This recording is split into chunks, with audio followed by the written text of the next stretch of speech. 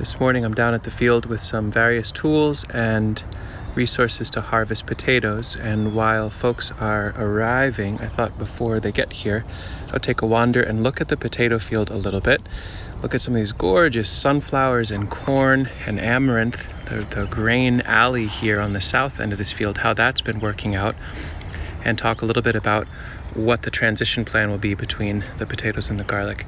It's early in the morning, so you'll see my shadow periodically. Hello. First thing to check out, I think quite obviously, is the sunflower and corn row. The sunflowers in particular have just been such a winner, and our intent, if the wild birds will allow us to have some, will be to keep a whole bunch of the seed and grow it out again.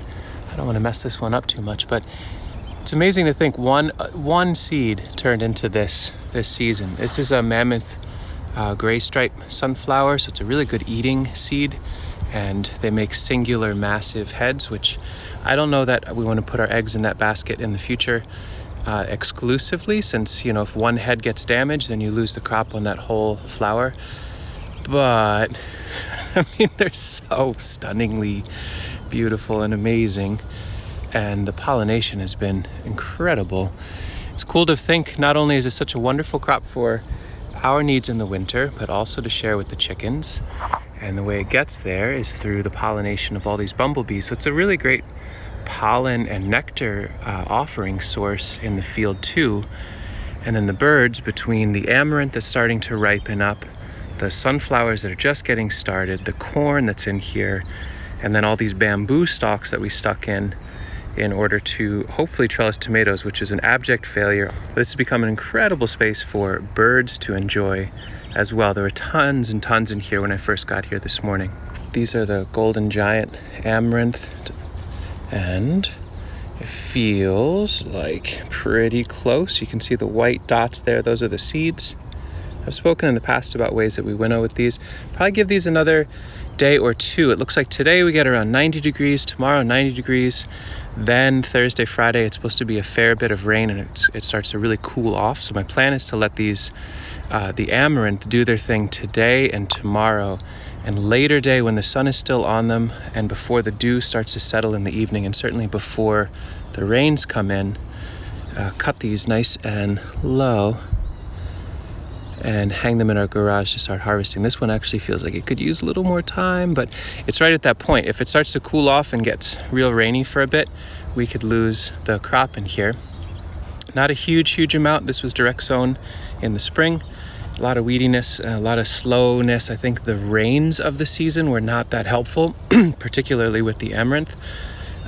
But they're here, and it's a fair bit of seed. Definitely enough to harvest seed to be fresh for next year for growing, but maybe not a ton for eating. And we can really see here on the west end of this field, the sunflowers are still quite happy, but they're a little bit smaller. The overall size of the flower heads, the size of the plants, a tiny bit smaller. The west end of this field is where excessive rains tend to pool. So that's a lesson we're learning, and we need to incorporate in how we design for the garlic. So we'll talk about this in a little bit, but this is our potato patch, really senesced and died down, ready to be harvested. When we get immense amounts of rain, there's generally pooling water. In fact, I dug out some trenches to release here, and I think this end of this row just was saturated a few times, and so it stunted them compared to the far end, which is better drained. So in the future, we can either drain the whole thing, not that compelling, and more so focus on better drained, really high fertility crops on the east end, and here where it's lower, have a transition. Maybe this end is for cuttings of willow and elderberry. Maybe we're planting sochan or all sorts of different, like, is it elecampane? Is it marshmallow for production, for nursery, for beauty? But lean into the fact that it's wetter over here, as indicated by a whole bunch of different things going on in the field this year. We've got butternuts on the boundary. I think probably a little too wet, a little too weedy early on.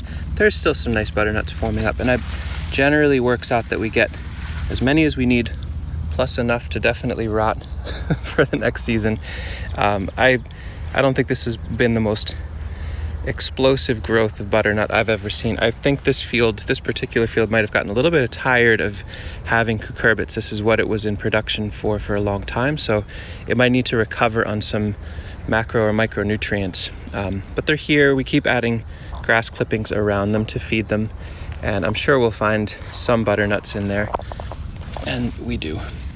But I'm not going to call that an amazing success. I'll take it as a cue that next year probably all cucurbits can hang out elsewhere other than this field, and we'll let the nutrients rebuild through the accumulation of organic matter from all these different plants that are laid here in the fall once they die, with mulch on top to refeed the soil.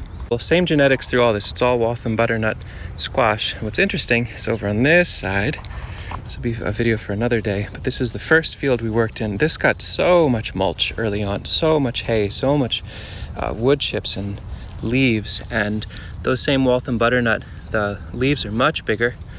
They're sprawling like mad. In fact, I need to head them back so they don't go forever. And they're setting up a wonderful density of crop in here. I mean, like, yeah, all right, two there, two there. And so this field has not been in tilled cucurbit production for a while, and it got tons of deposition of mulch, and so that resolved that issue. It's good to know all we need to do is kind of slow down, if not completely stop, the tillage regime and work on building up soil, and the plants recover very, very quickly. The work now is to focus on the rest of this little fieldlet, the new spot. We were just looking clearly at all those sunflowers there. That's the southern end. And then we've got 1, 2, 3, 4, 5, and 6 rows of potatoes. And we're at the time of year where it doesn't matter how careful and thoughtful and weed-free you keep it, they tend to look pretty rough. They senesce this time of year, they die back. The one variety that's a standout that does not do that is one we're calling Ancient Blue, which we'll look at either in this video or sometime soon. It's a really old school Peruvian, nearly black. It's so dark purple on the outside and the inside. It's a small potato, hard to find in the soil, but really just resists late blight and early blight as long as possible. It's amazing how vibrant that oldest variety is in here. But the rest are Kennebec and other red types that are in here, and they're lovely and wonderful, and they have certainly died back, so it's time to dig them. And we're doing a couple trials here. We dug just a little bit at the very end of each of the beds just to define them and get a feel for what's going on in there, get a sample. And so I followed up, since it was the end of August that we're doing it. It's a different time than normally. It's too early to plant garlic, so I'm trying a couple different things. So each bed's marked. This was on August 30th. So there's Provider Bush Bean, which is a 40-day bean crop, and then a variety of kohlrabi on the south side. We'll have to see. It's been really hot and dry, so I'm not sure how well these will take off, but if they work, I'll share notes on it. But there's a bunch of different varieties of beets, some different winter radishes. Just try to understand, if we were to do a harvest in the future of the potatoes, can we do the potato harvest, get it in the root cellar, and capture a crop that brings us to mid-October, and then plant the garlic? So then we get an additional crop out of this. We can side dress with compost. This will give us some information about what's possible, and we'll share notes as it unfolds if it does. But this is slow work. And that's fine, because what we're doing is prepping permanent raised beds. This will receive garlic. Maybe a little bit planted early this season to see what happens in the first week of September. We're going to aim for most of it planted mid-September, which is very early. I'm not recommending that for lots of other folks, but we are expecting a baby in early October and want to just get the whole thing done. But what we do is go through, one person digs very thoroughly. So it's basically a French intensive or a double digging method. They dig here through the whole width of the bed, with potatoes maybe in the center, but we're going for everything here, and put the soil up high, and the person down low that's down on their knees is crumbling out all the weeds for the pathways and looking for potatoes, and also separating out rocks. And so it's a very, very thorough filtering process.